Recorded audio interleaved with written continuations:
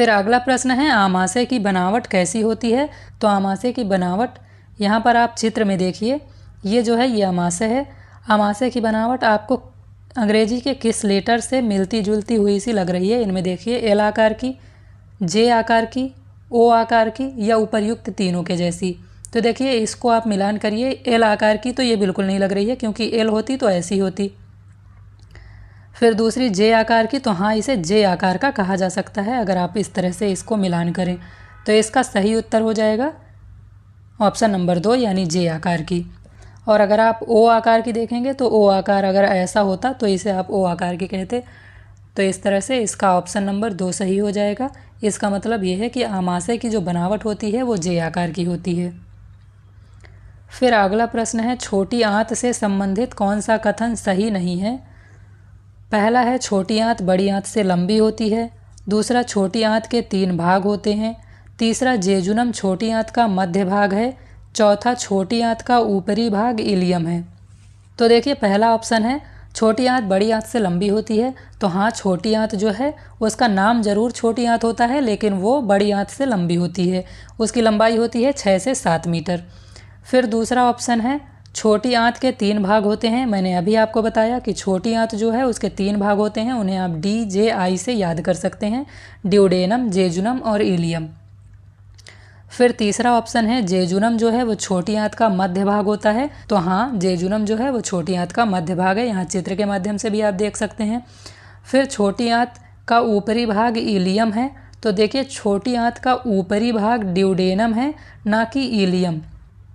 इसलिए इस प्रश्न का सही उत्तर हो जाएगा ऑप्शन नंबर 4 यानी छोटी आंत का ऊपरी भाग ड्यूडेनम कहलाता है। इलियम छोटी आंत का सबसे निचला भाग कहलाता है। फिर अगला प्रश्न है छोटी आंत की लंबाई लगभग कितनी होती है। मैंने आपको पूरे वीडियो में कई बार ये बात बताई है कि छोटी आंत की जो लंबाई होती है वो लगभग 6 मीटर या 7 मीटर होती है। तो देखिए हमारा अगला प्रश्न है विषाक्त यानी टॉक्सिक भोजन को अविषाक्त करने का काम कौन करता है। तो विषाक्त यानी टॉक्सिक भोजन को अविषाक्त करने का काम करता है यकृत। यहाँ चित्र में देखिए ये जो भाग है ये है लीवर। यही भाग हमारा विषाक्त यानी टॉक्सिक भोजन को अविषाक्त करने का काम करता है। तो इसका ऑप्शन नंबर 4 सही हो जाएगा। फिर अगला प्रश्न है लार में कौन सा एंजाइम पाया जाता है। देखिए मैंने आपको पहले ही बताया था कि मनुष्य के शरीर में या मुख गुहा में 3 जोड़ी लार ग्रंथियां पाई जाती हैं, यानी 6 लार ग्रंथियां पाई जाती हैं। तो इसमें पूछ रहा है कि लार में कौन सा एंजाइम पाया जाता है। ये जो 3 जोड़ी लार ग्रंथियां पाई जाती हैं यही लार में एंजाइम को स्रावित करती हैं। तो लार में कौन सा एंजाइम पाया जाता है। पहला है लाइसोजाइम, दूसरा है टाइलिन, तीसरा है उपरोक्त दोनों और चौथा है इनमें से कोई नहीं। तो देखिए जो लार है उसमें लाइसोजाइम भी पाया जाता है और उसमें टाइलिन भी पाया जाता है। इसका मतलब इसका सही आंसर है ऑप्शन नंबर 3 यानी उपरोक्त दोनों। फिर अगला प्रश्न है मीठेपन की जानकारी जीभ के किस भाग से होती है। तो मीठेपन की जानकारी जीभ के अग्रभाग से होती है, यानी इसका ऑप्शन नंबर 2 सही है। अब देखिए यहाँ पर चित्र के माध्यम से आप समझ लीजिए कि जीभ के किस भाग से किस स्वाद का पता चलता है। पहले तो देखिए जीभ का जो अग्रभाग होता है उससे स्वीटनेस का यानी इससे मीठेपन का पता चलता है। फिर जो ये पार्श्व भाग होते हैं जीभ के, इनसे खाने में जो नमकीनपन होता है वो पता चलता है। फिर इसके बाद जो ये पार्श्व भाग हैं उनसे खट्टेपन का पता चलता है। और ये जो सबसे पीछे का भाग है उससे पता चलता है तीखेपन या कड़वेपन का। तो इस प्रश्न में पूछा गया है कि मीठेपन की जानकारी जीभ के किस भाग से होती है। तो इसमें मीठेपन की जानकारी जीभ के अग्रभाग से होती है, यानी इसका ऑप्शन नंबर 2 सही है। फिर अगला प्रश्न है दुग्ध प्रोटीन को पचाने वाला एंजाइम कौन सा है। तो दुग्ध प्रोटीन को पचाने वाला एंजाइम है रेनिन, यानी इसका ऑप्शन नंबर 3 सही है। फिर अगला प्रश्न है पाचन क्रिया में प्रोटीन निम्न में से किस पदार्थ में बदल जाते हैं। तो पाचन क्रिया में जो प्रोटीन होते हैं वो एमिनो एसिड में बदल जाते हैं। तो इसका ऑप्शन नंबर 3 सही है कि पाचन क्रिया में जो प्रोटीन होते हैं वो अमीनो एसिड्स में बदल जाते हैं। फिर देखिए अगला प्रश्न है किसकी उपस्थिति के कारण भोजन फेफड़ों में ना जाकर आमाशय में पहुंचता है। देखिए, सबसे पहले इसमें आपको ये बात पता होनी चाहिए कि जब आप सांस लेते हैं तो हवा जिस मार्ग से आपके फेफड़ों तक पहुंचती है, और जब आप भोजन करते हैं तो खाना जिस मार्ग से आपके आमाशय तक पहुंचता है, उनमें से एक भाग यहाँ पर ऐसा होता है, जब आप सांस लेते हैं तो सांस भी उसी भाग के माध्यम से अंदर जाती है, और जब आप खाना खाते हैं तो खाना भी उसी भाग से होकर अंदर जाता है। तो आपने जो खाना खाया है या आपने जो भोजन ग्रहण किया है वो गलती से फेफड़े तक ना पहुंच जाए, और आप श्वसन के माध्यम से जो ऑक्सीजन ले रहे हैं या जो हवा ले रहे हैं वो आपके फेफड़े तक ही पहुंचे। तो यहाँ पर एपिग्लोटिस नाम की एक डिवाइस फिट कर दी गई है, या ये कह लीजिए कि यहाँ पर एपिग्लोटिस नाम की एक संरचना होती है। लेकिन कभी कभी ऐसा होता है कि आप खाना खा रहे होते हैं लेकिन आपके दिमाग में कुछ और बातें चल रही होती हैं, तो जो आपका माइंड होता है वो एपिग्लोटिस को संकेत नहीं दे पाता है कि तुम्हें फेफड़े की तरफ का मार्ग बंद करना है, इसीलिए गलती से आपका भोजन फेफड़े में चला जाता है और आपको हिचकी आने लगती है। तो ये पूरी बात आपको समझ में आ गई होगी। अब आप इस प्रश्न का उत्तर बड़ी आसानी से दे सकते हैं। इसकी उपस्थिति के कारण भोजन फेफड़े में न जाकर आमाशय में पहुंचता है, तो एपिग्लोटिस की उपस्थिति के कारण भोजन फेफड़े में न जाकर के आमाशय में पहुंचता है। फिर अगला प्रश्न है, अधिकतम पोषक तत्व रक्त में कहाँ अवशोषित किए जाते हैं? तो अधिकतम पोषक तत्व जो हैं वो अवशोषित होते हैं छोटी आंत में, और छोटी आंत अवशोषित करके इन्हें रक्त में भेज देती है। तो इस प्रश्न का सही उत्तर हो जाएगा ऑप्शन नंबर 3। फिर अगला प्रश्न है, भोजन को पचाने के लिए निम्न में से किसकी आवश्यकता होती है? पहला ऑप्शन है जल, दूसरा विटामिन, तीसरा खनिज या मिनरल्स, और चौथा एंजाइम। तो भोजन को पचाने के लिए एंजाइम्स की ज़रूरत होती है, इसलिए इसका ऑप्शन नंबर 4 सही है। फिर अगला प्रश्न है, आहार नाल के किस भाग को ट्रैफिक पुलिसमैन के नाम से जाना जाता है? तो जो एपिग्लोटिस होता है, अभी मैंने आपको बताया था एपिग्लोटिस की पूरी कहानी, तो जो एपिग्लोटिस होता है उसे ट्रैफिक पुलिसमैन के नाम से जाना जाता है।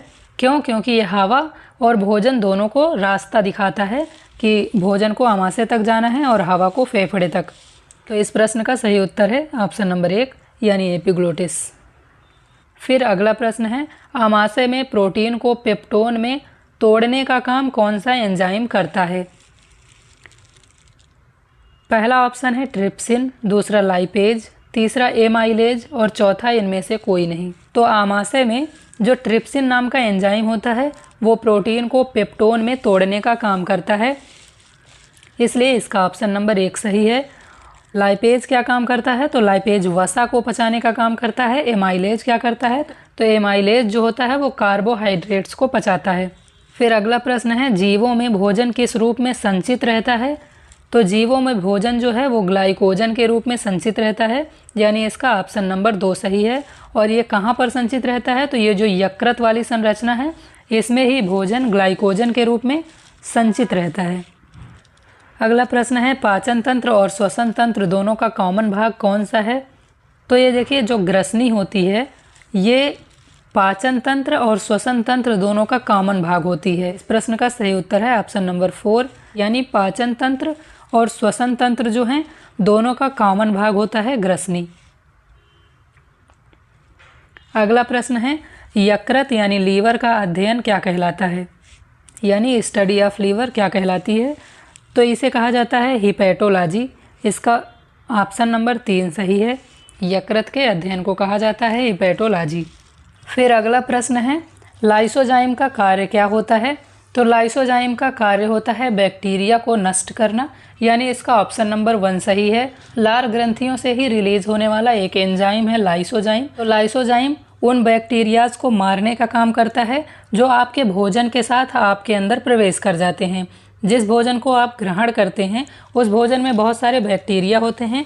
जब आप भोजन को मुंह में लेते हैं तो बहुत सारे जो बैक्टीरिया होते हैं वो भी आपके मुंह में चले जाते हैं, और जो लार है वो लाइसोजाइम को रिलीज करती है, और लाइसोजाइम जो है वो जो बैक्टीरिया होते हैं उनको मार देता है। तो लाइसोजाइम का कार्य क्या है? लाइसोजाइम का कार्य है बैक्टीरिया को मारना, यानी बैक्टीरिया को नष्ट करना, इसलिए इसका ऑप्शन नंबर 1 सही है। फिर अगला प्रश्न है, सबसे बड़ी लार ग्रंथि कौन सी है? तो अभी मैंने आपको बताया था सबसे बड़ी लार ग्रंथि है पैरोटिड ग्रंथि, इसलिए इसका ऑप्शन नंबर 3 सही है। अगला प्रश्न है, मनुष्य के मुख में कितने जोड़ी लार ग्रंथियां पाई जाती हैं? तो मनुष्य के मुख में 3 जोड़ी, यानी कि 6 लार ग्रंथियाँ पाई जाती हैं। फिर अगला प्रश्न है हाइड्रोक्लोरिक अम्ल यह HCl का कार्य क्या है। पहला ऑप्शन है यह जीवाणुओं को नष्ट करने का काम करता है। दूसरा ऑप्शन है यह भोजन को अम्लीय बनाता है। तीसरा ऑप्शन है उपर्युक्त दोनों और चौथा ऑप्शन है उपर्युक्त दोनों नहीं। तो बताइए जो HCl है यानी जो हाइड्रोक्लोरिक अम्ल है उसका काम क्या होता है। तो देखिए ये जीवाणुओं को मारने का भी काम करता है, इसलिए ऑप्शन नंबर 1 सही है। यह भोजन को अम्लीय भी बनाता है, इसलिए इसका ऑप्शन नंबर 2 भी सही है। तो इसका सही उत्तर हो जाएगा ऑप्शन नंबर 3 यानी उपर्युक्त दोनों ऑप्शन सही हैं।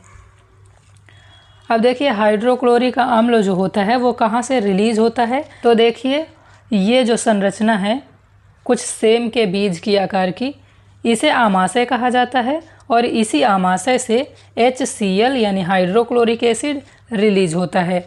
और हाइड्रोक्लोरिक अम्ल जो होता है वो जीवाणु जितने भी होते हैं उनको मारने का काम करता है। अभी मैंने आपसे बताया था कि जो लाइसोजाइम है वो भी जीवाणुओं को मारने का काम करता है, लेकिन वो मुख में होता है। तो जब आप भोजन को खाते हैं तो कुछ जीवाणुओं को लाइसोजाइम मार देता है और कुछ जीवाणु जो बचे हुए होते हैं वो जब यहाँ पर भोजन पहुँचता है आमाशय में, तो आमाशय जो हाइड्रोक्लोरिक एसिड रिलीज करता है तो वो हाइड्रोक्लोरिक एसिड भी जितने बचे हुए जीवाणु हैं उनको नष्ट कर देता है। इसलिए यह जीवाणुओं को नष्ट करने का काम करता है। और ये जो आमाशय है ये जो हाइड्रोक्लोरिक एसिड को रिलीज करता है वो अम्लीय होता है। तो जब वो भोजन में मिलता है उसके बाद भोजन भी अम्लीय हो जाता है। तो इसका ऑप्शन नंबर 2 भी सही हो जाएगा। इस तरह से इसके दोनों ऑप्शन सही हो जाएंगे यानी उपर्युक्त दोनों सही हैं।